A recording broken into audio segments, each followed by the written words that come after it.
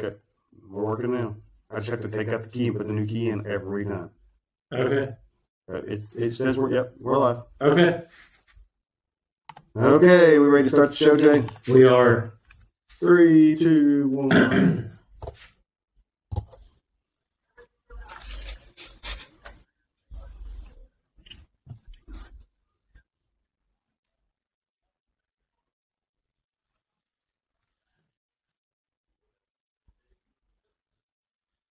And we are back with episode 32, Scar Tissue. We're back. We are back. Why do we say that every time? It's weird because we never actually left. We're just right here. Doing it again. We never left. It's kind of awesome. So we're going to talk about the Brazilian GP today and how freaking K-Mac had a wonderful pole qualifying right before Danny Rick fucking...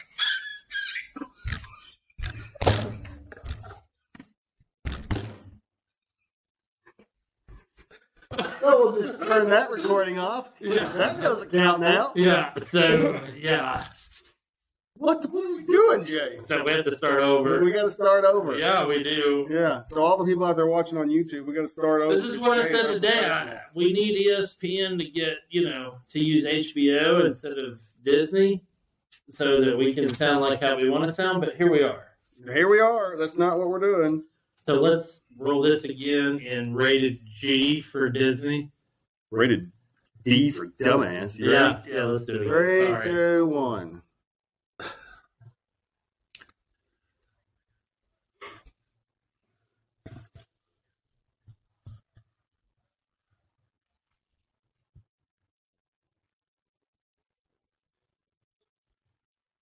Greetings. Jay, are we back? And salutations. We are here tonight.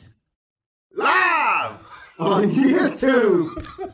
One night only. Actually, that's not absolutely true at all. So, anyway, we're going to talk about the Brazilian GP. The Brazilian what? GP, Grand Prix. I thought you had a procedure done.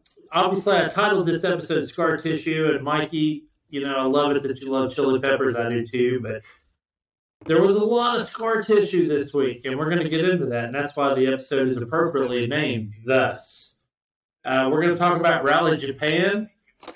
We're going to get into the Abu Dhabi Grand Prix preview, which this is the last race of the season, man. How you feel about that? I'm sad. I am too. Moving on, we're going to have news from the paddock. There is a bunch, which we're going to have to discuss because you and I think, are going to go head-to-head on this one. And then, of course, we're going to have podiums and back markers. Chad's going to social shield for a while. I know a lot of you all were looking forward to the holiday gift guide for motorsport fans this week, but Chad had a really great idea this morning. He called me when I was super busy and really didn't want to take a phone call from him. So I didn't answer, probably. And said, hey, man, next Friday is Black Friday. We should move that to the day before Black Friday, of course. And I'm like, dude, that's brilliant. Brilliant. We'll link all of our sponsors. Yes. And then we can get a cut off all the stuff you guys buy, right? Correct. No. Incorrect. Yeah. Incorrect. We're not getting anything. So if you want to sponsor the show, now would be the time to jump on here and do that. Hey, though, that's actually a pro for all the people that do listen, is that anything we bring up on the gift guide, we're not getting paid for. Not even a little. So it's probably stuff that we actually want for Christmas. So you could just send it to us. Just send it to us, care of Jay's mailbox. Yeah. We'll make sure it gets there. Yeah, so anyway, that's what it'll be. Rock on. All right, so where are we starting first? Brazilian Grand Prix. We are going to start in Formula One this week. Hamilton almost keeping that streak alive. Almost. Even Toto said, George, you're racing. Yeah. You're racing the champion. Which I love, by the way. I did too. And you hate George. I get it. He's out there racing shirtless. I don't like him either. Yeah. To hold off a champion that hadn't won all year. My problem is not the shirtless piece. My problem is his. You like him being shirtless? Okay. Understanding thing that he likes George shirtless. No, my problem is his understanding of what it means when somebody turns right into you. You can't turn into somebody and then say they turned into you. Yeah, he's like my kids. He is exactly like your kids. Nothing's ever their fault. Nothing's ever their fault. I mean, they could drop a glass of milk right now and be like, yeah, he made me do it. Yeah, It's your kids and Pisces. I'm not a big zodiac guy, but I don't know if you've ever It's noticed. the second time you brought up zodiac to me. You sure you're not a big zodiac guy? I'm not. But Pisces, it's never their fault. What are Sagittarius? I don't even know. See, that's my point. I don't even know what Pisces is. I'm a Leo. I've been married to 2 Pisces, by the way. He does not care about zodiac stuff, in case you're wondering. Yeah, but Pisces I do. I'm on the lookout for. Anyway, Hamilton was very close this weekend. He's only got one more race, man, or he's going to bust the streak that you brought up like 10 weeks ago. Yeah. 15 years, man. Yeah. You thought this week was going to be it, I think. Yeah, I mean, and here's my thing, and I think Hamilton did we'll never know for sure. Yeah. But I think he did an old guy thing this week, and he realized the importance of George Russell. Getting his first win, and I think he backed off. Because me and F1 Farmer and Chaz Michaels were watching this race this weekend, and he was within 1.1, and then the second lap he was 1.2, then he got back within 1.1, but then all of a sudden he was 1.7 and 2.5. So you think he did it on purpose? I think he was in his own head during the course of those last 3 laps, and I think he thought, man, this will look good. It's not going to better my position in the standings. Let's give George his first win. You really think so? So, George, if you're listening to this, I still think you gave your first win, because if Lewis Hamilton wants to catch you and pass you, he does. All right? So I don't want you to think you did anything special. Chad's giving me the look. Jay, we're on video.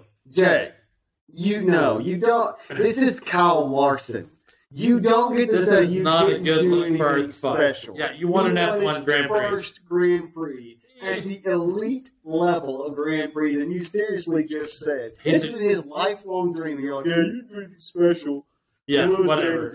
Okay, moving on. Wow, I can't believe it. I mean, that's a hot take right there. That's as hot a take as it gets. This dude wins it on the elite level of motorsports. You're like, you need to really do anything. Whatever, I could have done that. Anyway, Verstappen kind of had a throwaway day, and he's going to come up 2 or 3 times in this thing, but had a throwaway day, and he also kind of made a move at the end that wasn't very great, but I think there's an explanation behind that, and I'll get to that later. The Lewis one or the Checo one? I'm talking about the Checo one. Him and Lewis kind of tangled a little bit. He races him hard. I'm going to get to that too, but I felt like Red Bull didn't have the pace today to keep up with, not today, but I felt like it during the race. They did not have the pace to keep up with neither Mercedes nor Ferrari. So that was good things for me. Looked like tire deck got to him pretty bad. You just took my line. It's the one thing I got.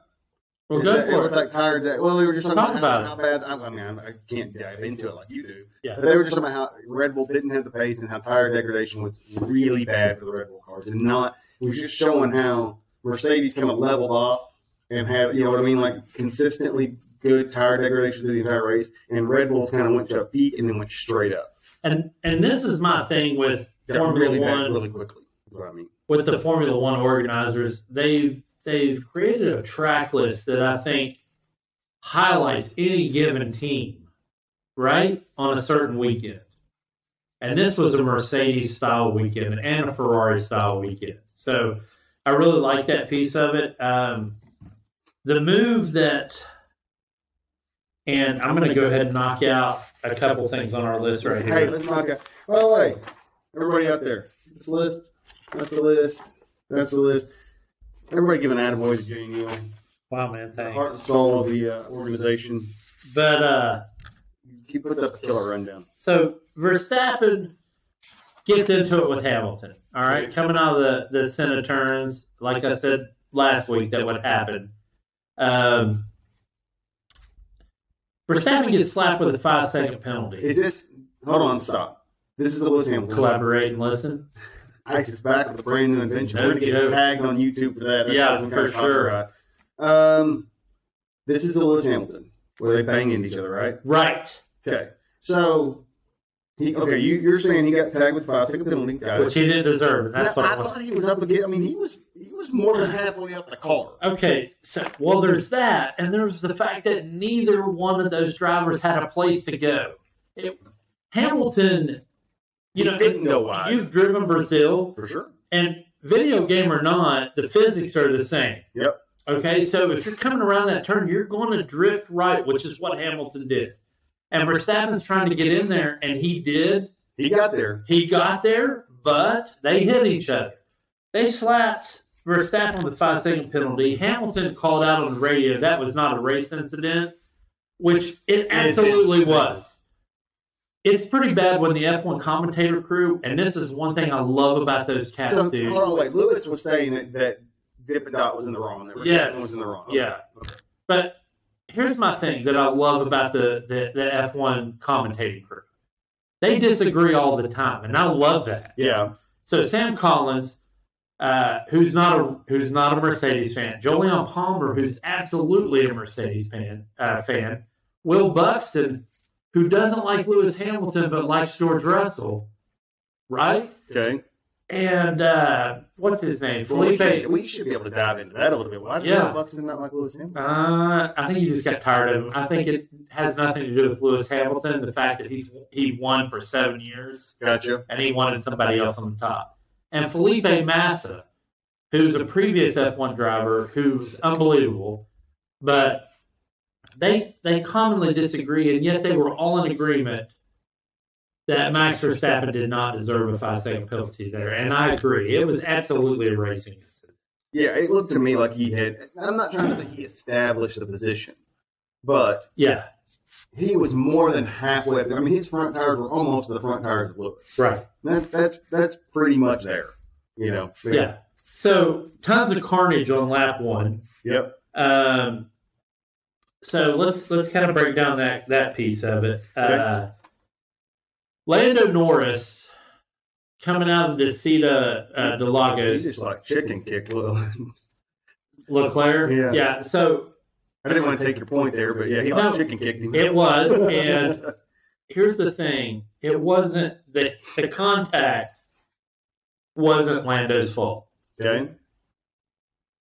What was Lando's fault is hitting that curb fat.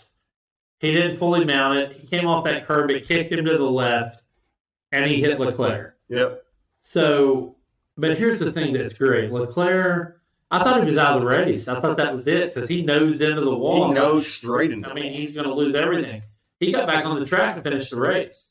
So, that's good stuff. And there was a few of those. And then Danny Rick. And you and I think have both been, we all loved it. Everybody loves Danny Rick. And, I retweeted on Matty Gallagher's tweet today about I'm not emotionally ready for Seb's last race and Danny Ricciardo's last race. And Mick Schumacher's last race. And I'm like, yeah, I'm totally ready for Mick Schumacher's last race. But anyway. You're totally ready for Mick Schumacher's last race? Yes, absolutely. We'll get to that later. Danny Rick, he had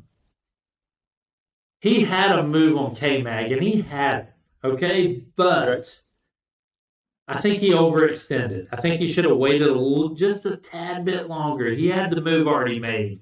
If he'd have waited until the next turn, he would have had him clear. And so he hits K-Mag. They're both out. Yep. And you could see there wasn't any. They were standing together inside the infield during the safety car. No hard feelings. No hard feelings there. And I swear to God, it looked like K-Mag gave him that look like, hey, man, I was going to call in sick today. I didn't really feel like working. This worked out good. So this worked out great for both of us. Let's go to the pub. So I have a question, because K-Mag did not start on the pole, right? Because he got the pole, so he has the pole for the sprint. Is that correct? Is that how it works? He had the pole for the sprint. So does it count as his first career pole? He still and F1 Farmer and Chaz Michaels, we were talking about this. He still gets credit for an F1 pole. It's a weird thing. Yeah, the sprint's a weird thing, but I love the sprint idea. Oh, I do too, but I just don't think I get that you won the pole for the sprint. You didn't win the pole. George Russell won the sprint, right? Right. So got the pole for the race. Right. He got the pole for the race. Whoever starts him first is on the pole. Correct. But K-Mag got the pole for the race. It shouldn't count as a pole in your career standings. See, I disagree with you, but okay. Why, I don't understand why should that count as a pole? I don't understand you scratching your brow over this, but so until the sprint becomes mandated at every race, which I don't think it will for a few years, maybe a couple years, the pole has to count for something, right? Or just do away with it and say, hey, we're going to run 3 practices in the sprint, whoever pans out, and that might be a whole separate topic in and of itself, but I didn't realize that. The sprint race. Yourself the practices, best combined. Well, when we run practice, it has a list. Well, I know, but I mean, it has a practice 1 list, practice 2. All right, so let's do FP1, FP2, and Q1. Okay. And whoever comes, and in the order from Q1, that's how you do go into the sprint, or you call it sprint Q, whatever you want to call it. Okay. But until we have a sprint at every single circuit. Why don't they have a sprint at every circuit? Because it's a tryout period this year. But I think they did it last year too. They did. It wasn't last year the tryout period? I guess technically both years of the tryout period. Chad, let's move on. Let's move on.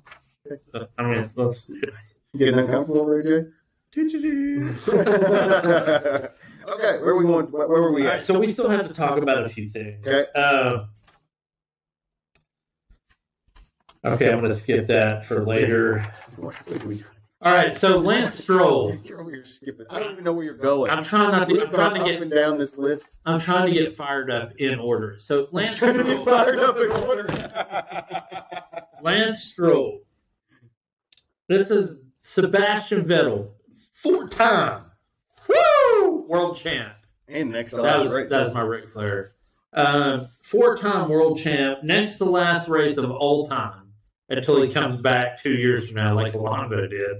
I don't know if Vettel's coming back. After his wife gets sick of him being home with the kids, she's going to send him back to racing. Hey, go risk your life. So next to last race, Stroll, plenty of room. Vettel got a run on him coming down towards Descida de Lagos. For you, it would be turn 3 or 4. Okay. It's a DRS zone, but they weren't on DRS yet. Stroll pushes him out, man. I mean, you can run 4 cars wide down that run, and he pushes him out into the grass. And it was a terrible move. It was Bush League is what it was. Why do I always yawn? So it was completely savage. He didn't need to do it. And then, so I don't know if it's contagious or not, but Ocon, the yawning is definitely contagious, does the same thing to his veteran teammate Alonso, 2-time world champ, pushes him out. So here's the thing, and it's weird that I'm not as upset about the Vettel one, even though it was probably the worst of the two. But Alonso at Coda in Austin, pushed out by his future teammate, Lance Stroll. Okay.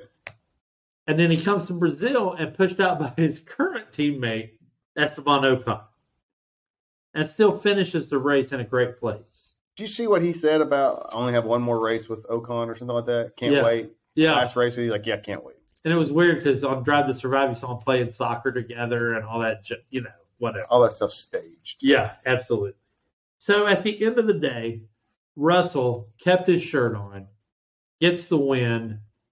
We went this far we're 17 minutes and 7 seconds in before we really talked about Russell getting a win. Which is, I'm so happy about. But I do want to say than this. you George Russell, congratulations, man. You won your first Grand Prix, and I can't take that away from you, and I don't want to. But, dude, if Talk you, about a crawl day. And I realize I'm a nobody, but please, if you ever do listen to this, take the benefit of an aged person and learn to be humble in your wins. And I get it, being young and cocky and arrogant. No. And, your radio message towards the end after the safety car, when you said, so what are we doing here? Are we racing or are we trying to secure 1 and 2? The second part of your inquiry was absolutely fine. And it was. You should have just asked the question, are you going to let me win or are you going to let Hamilton come up here and take it from me? Yeah. I mean, that's what he asked. I was upset about it. I know F1 Farmer was upset about it. Michael was just kind of quiet about that one. Don't you just, if you're George Russell, don't you just assume you're racing? Yes. You're getting paid to race, bro. If I'm the youngest guy on the team, I'm just going to take whatever they're giving me because it's kind of like one of those things. You're in first place. Yeah. Just assume you're racing when they say, hey, you're out to a 9-second lead. Okay, we're not racing now. So anyway, Lewis Hamilton, world-class job this weekend. You let your younger teammate get a win. I respect that. I don't believe you let him. I think he totally let him. But anyway, we're going to run with that. I'm going to run with that. So I just don't believe that. I don't believe the greatest of all time lets people do things. Normally, I'd say no. But I think he's been hanging out with Vettel and Alonso a lot. And I think and this year, and I've talked about this, the new humble ham. Yeah. I think he's come a long way, and I like humble Hamilton. I do. What is he going to finish in the points this year? Like fifth? So one is 2, 3, 4. Who's fourth right now? It depends on how Russell does this weekend. I mean, it's him. I mean, like, golly, dude, talk about a fall down the standings. I mean, there's 6 places of the top 3 cars. Okay, so I think it's and everybody knows from watching this or listening to this show from the beginning. Not the biggest Lewis Hamilton fan, but Lewis Hamilton didn't switch this year quite a bit. Lewis Hamilton didn't fail Petronas AMG F1 Mercedes. They had a terrible car. Petronas AMG F1 Mercedes failed Lewis Hamilton. Yeah, they had a terrible car. They took a big gamble on car chassis design, and it cost them 8 or 9 races. Yep. So, and everybody that watched Spain, and if you have F1 TV, instead of watching on ESPN, if you have F1 TV, you got to see that. The zero pod design, which I love, by the way. I think it looks cool. But at first it was messed up. They kind of altered it a little bit. They did some underfloor work. Yeah, I think the car failed Lewis Hamilton. I don't think Lewis Hamilton failed anybody. So one of these off-season podcasts we're going to have, we need to do not way too early predictions. Yeah. We need to write that down, revisit it, where we think things are going to go, what we think is going to happen. And we definitely need to do a winter testing episode. So let's mark that down too. For sure. For a post-winter testing episode. Okay. When they put all the diagnostic stuff on the car and they go out and run laps. And yep. Let's do that. Anyway, that's all I had, man. I mean, it was a fun. I enjoyed the race. What is this about Sainz being every super year, aggressive? We didn't talk about Sainz being super aggressive. Yeah, so it was weird because Carlos Sainz it felt like he was super aggressive in every session, but still at the same time, he'd get to where he needed to be to challenge and he'd back off. So he'd be aggressive all the way to getting up to his challenge, whatever his challenge was, and then he would die off. And it's kind of unfair because Ferrari still finished in a really good back-to-back spot. But, I felt like Sainz could have done more and didn't. Gotcha. So, but all in all, great weekend. We always try to do like me and the group of friends that I watch the race with, we kind of do a regional meal. And we did a paella this weekend and it was really good. And I realized that's more Valencia, Spain and Colombia than it is Brazil. But that's what I thought of when we did it, so that's what we did. It was an excellent meal. We had an excellent race. I enjoyed watching it. It was a good time. What? Okay, so we went through this entire thing. We didn't talk about Checo and Max. Do we need to? Okay, yeah. Some of these people out here might not know what we're talking about right now. All right, so you set the stage for us. I went back and rewatched the race. David Maletti, wherever you're at. Okay. Did you hear what he just said? We went back and rewatched the race. I said, Jay is the heart and soul. I said, I guarantee he watched the race. Then he'll go back and watch the race again. Then go watch it like from an in-car cam. So I rewatched the race and the message, and that's another thing, dude. And I think you're going to open up a can of worms here because I'm going to get into the same thing we talked about last week, which is the responsibility of a fan. But anyway, rewatch the race. We don't have to get into that. Rewatch the race. They get a hold of Max Verstappen coming into the last turn and say, is this the last lap, right? Last turn. right before the last turn, and they say, "Hey, if so and so is here, we need to let Checo by." And then I looked at the time, and he was 4.12 seconds ahead of Checo. Do you realize how much time he would have had to slow down? Okay, so you kind of switched on this. I did. Okay, and so I've read some stuff about it. Okay. And I didn't get the chance to watch this. I've seen the videos of it, and I saw Max get a really bad rap. And death threats. And family death threats and all things that's ridiculous. But I did not realize he was 4 seconds ahead. There was clearly something with those two about Monaco. It got brought up a lot. No clue about the truth to it. Right. Need to go back and watch that, but I didn't. I didn't do any investigative reporting. Okay, so you've switched. You don't think Max should have let him pass? No. The majority of people think that's not what I mean. What I mean is, and I'm sorry, I didn't mean to cut you off, but what I meant was, I don't think Max could have let him pass. He would have had to slow down to probably 20 miles an hour at 4 seconds ahead on the last turn. Yeah, if you're going to do that, set a lap ahead of which would have been dangerous, by the way, to slow down that far. Right on the caution anyway. Yeah. So, I think he was absolutely right. I think so it's a combination of a lot of things that led to this. It was a combination of the telecast, the broadcast of playing his radio, piping in his radio at the perfect moment to cause this drama. Yeah. And I don't think Checo got to hear any of this, obviously, until it was over. So they probably went back to the booth and talked it out, and they even said they did. And they said, "Hey, everything's cool, we're good." Yeah, he said, "If I have a chance to help Checo this week, I will." Yeah. It was a really weird situation, and I was not expecting you to take that take on it. So it kind of took me by surprise. It was weird because it was more of nothing than everybody thought, is what I think. It was a much to do about nothing. Yeah, the problem is they played it up really big. Man, it created some huge drama. And, and I bought into it watching the race. I was like, dude, what are you doing? Yeah. They told you to do this. And he's like, hey. I had my reasons, don't ask me. Yeah, I had my reasons, don't ask me. He responded poorly. He did. But he's not good at that. He's never been good at that. I mean, again, this new Jay that's taking Verstappen's side is throwing me completely for a loop right now. Yeah. Okay, we want to move on to Rally Japan? We do. The race that was almost shut down?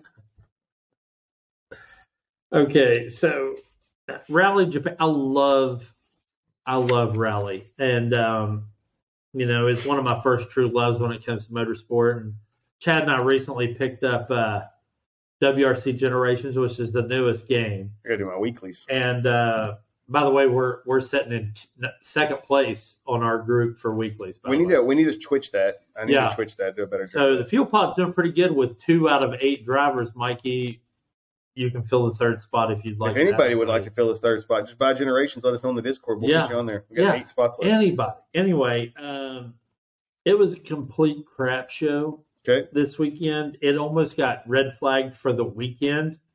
So there's a couple different things. First off, there was a WRC2 event there. And during the course of the WRC2 event, a private Joe Blow civilian entered the course. How's that happen? I'll tell you how it happened, Chad. I'm glad you asked. I'm glad you asked. So normally it's taped off. So apparently that section of track was not taped off. It was also a junction from an open road, which by FIA regulations, when they have a junction for an open road, there has to be a marshal present there to ward off people entering the course. Yeah. No marshal. No marshal. So this guy in the WRC2 car ended up having to swerve.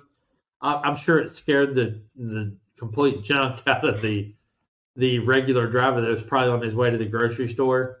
Right? Can you imagine? Yeah. So doesn't even know a rally's going on, obviously. So that was event number 1. Number 2, Sordo, who drives a Hyundai.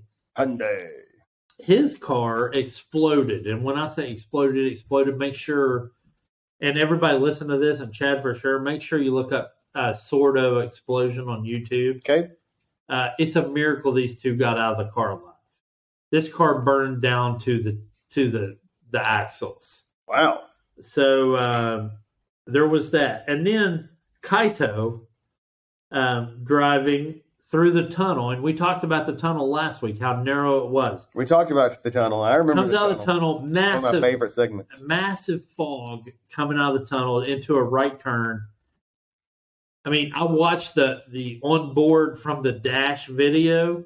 Comes out. So he's coming into the tunnel or out of the tunnel? No, he's through the tunnel. He's coming out of the tunnel to a blanket of fog, and I mean fog you can't see through. Okay. Into a right-hand turn, slams the left side of the car into the wall, tears the entire left side of the car off. Okay.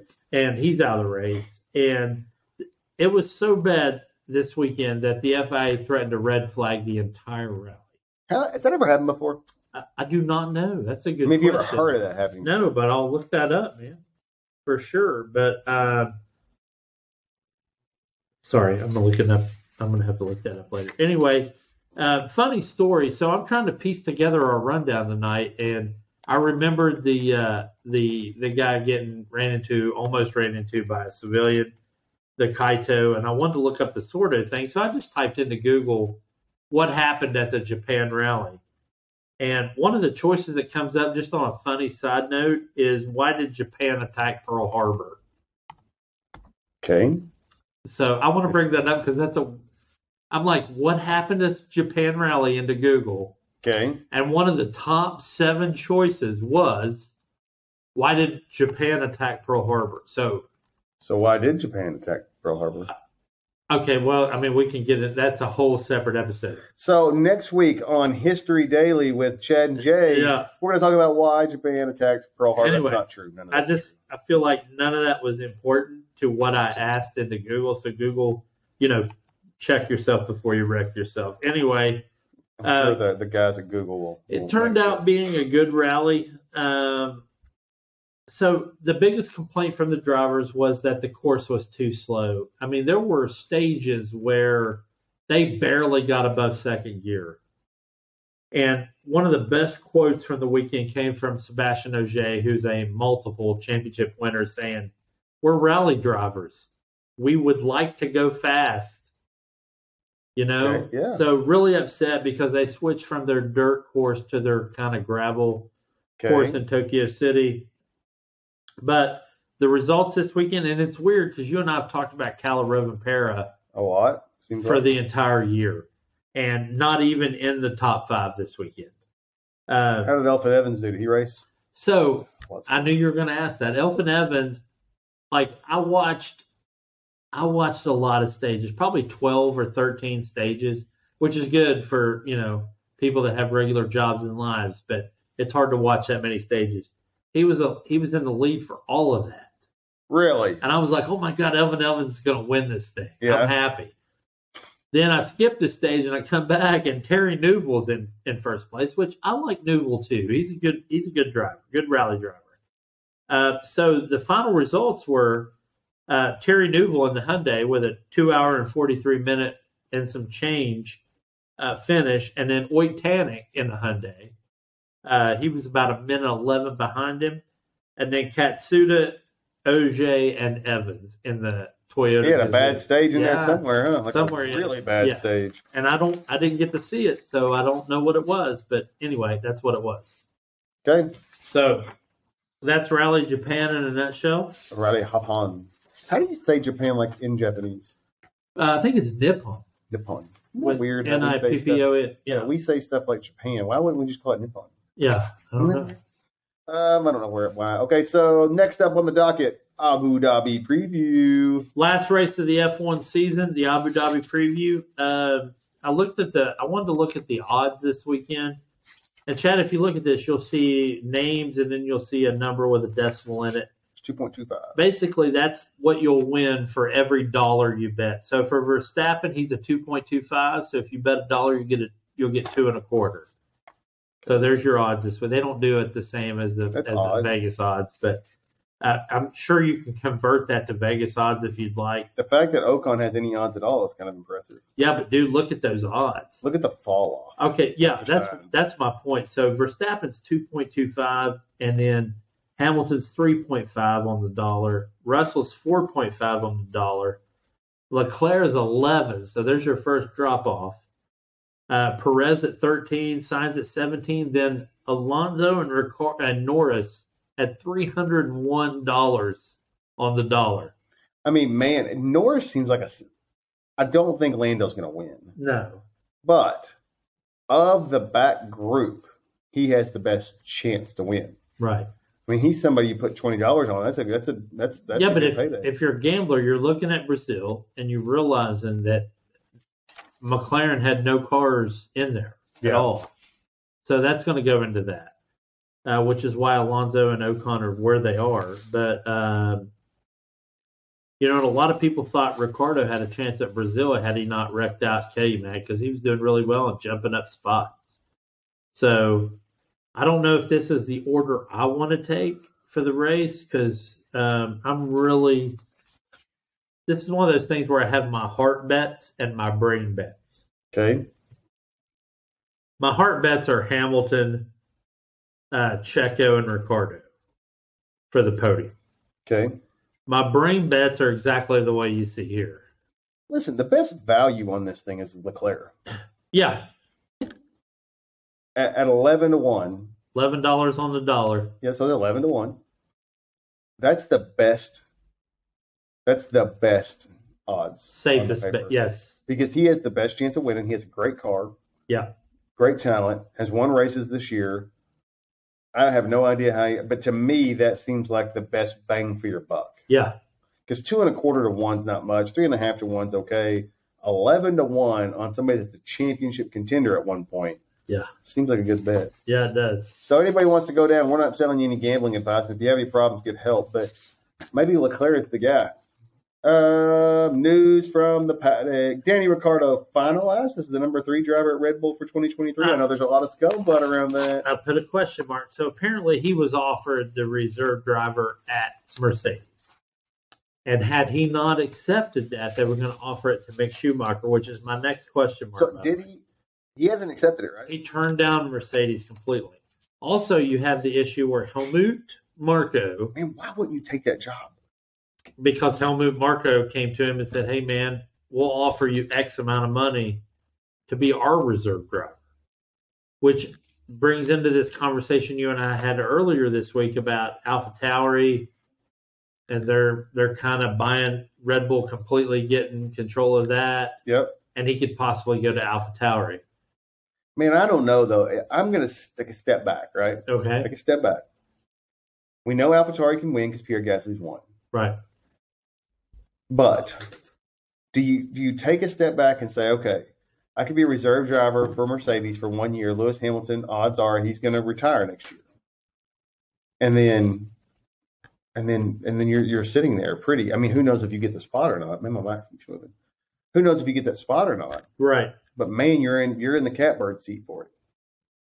Or do you want to go? So you're saying he wouldn't be at AlphaTauri this year, right? No. Next year. Yes.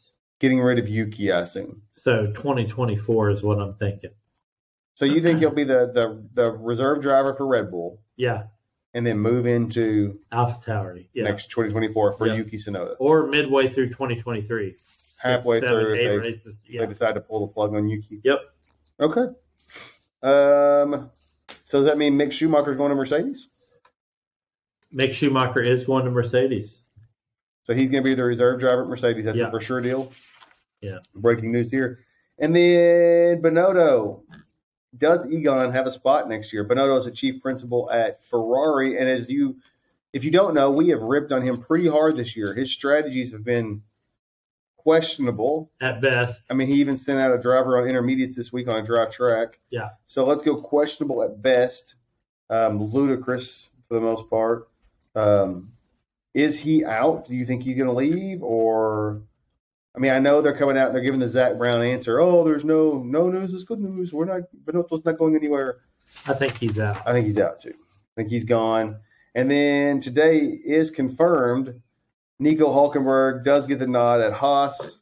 Schumacher pieces out, and we get the duo that we all love Right. of K-Mag and Hulkenberg, Yes. who don't like each other They hate each other. at all. Right. And Nico Hulkenberg has the rare achievement of having 0 points, right? Yes. What are you pointing at? I have to step out for a second. Okay. You have to step out for a second. So, what are you going to leave me hanging here? Yeah, you're going to So, we got to move into our podium and talk back about markers. and move into your podium and back. So, we got to move into podium and back markers.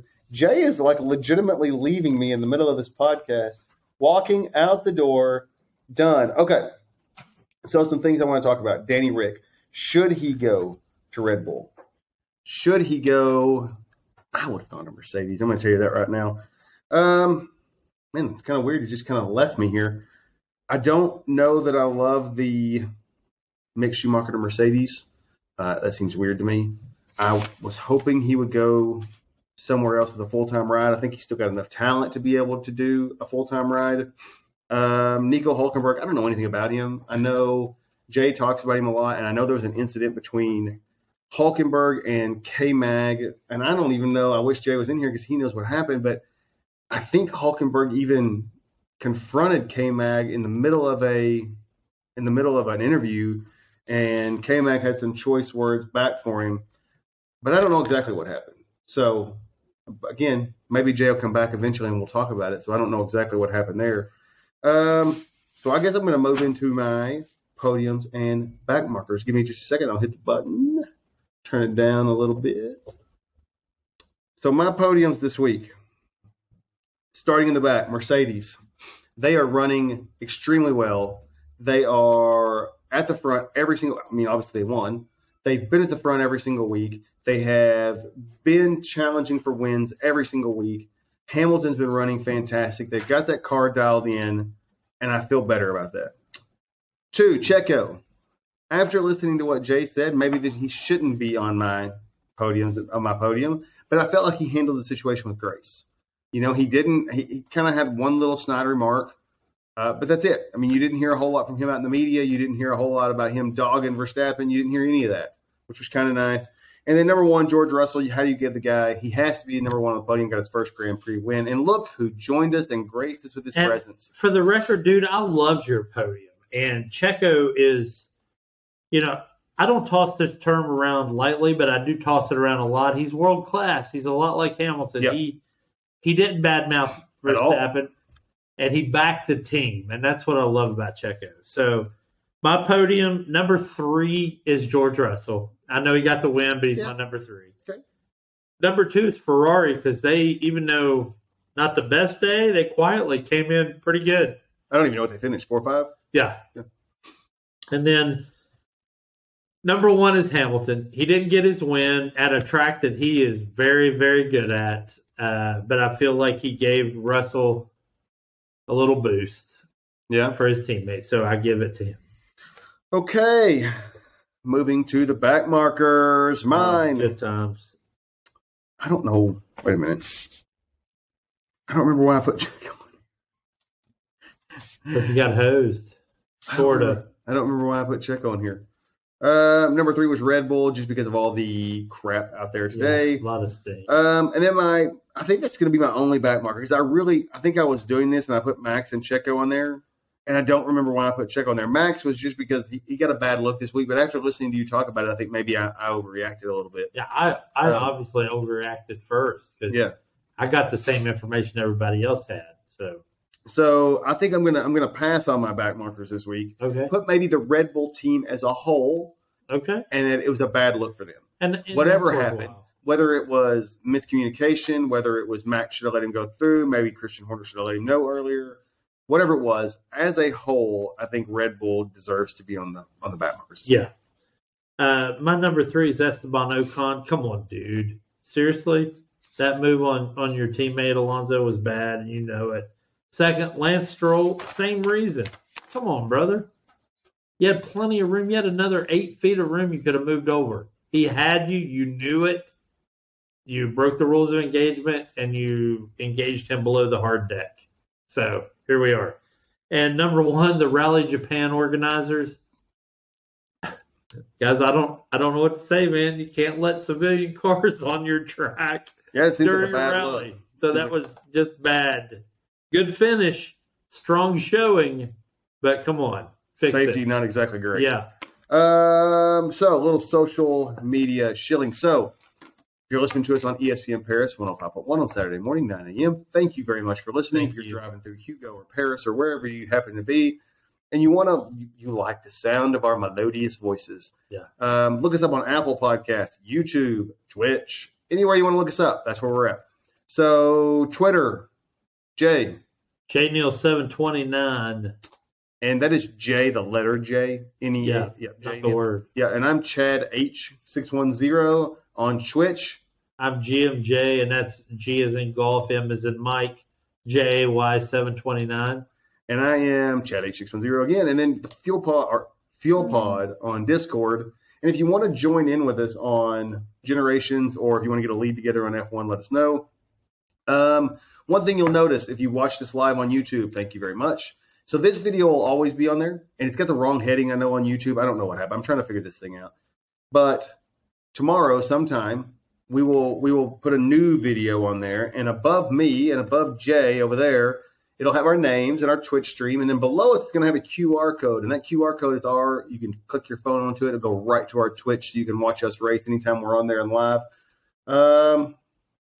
Anything else we need to put on there? I do not, man. I think that was excellent. So we're good to go. So we will have a quick bonus episode next week. We're hoping to get together sometime and do the gifts for race fans coming out before Thanksgiving. If you listen to us before then, have a wonderful Thanksgiving. Have a wonderful Thanksgiving, people. We will have a bonus episode out next week. Thank you, guys. Thank you.